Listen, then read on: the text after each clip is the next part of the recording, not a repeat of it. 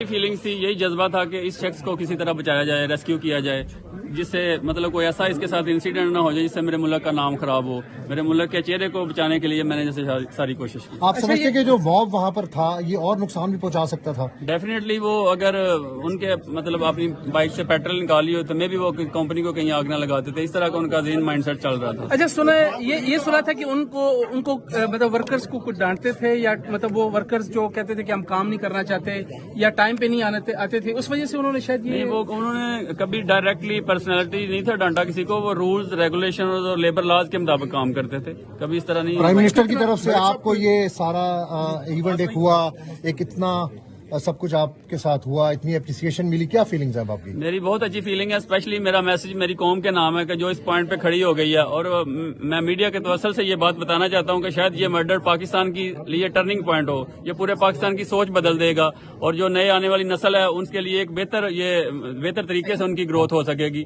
और हम इस तरह के इंसिडेंट्स होने से बच जाएंगे। खौफ था आपको कि आपके ऊपर भी अटैक हो सकता है, आपकी जान भी जा सकती है? की तरफ से फूल दे रहे हैं, सिर्फ फूल।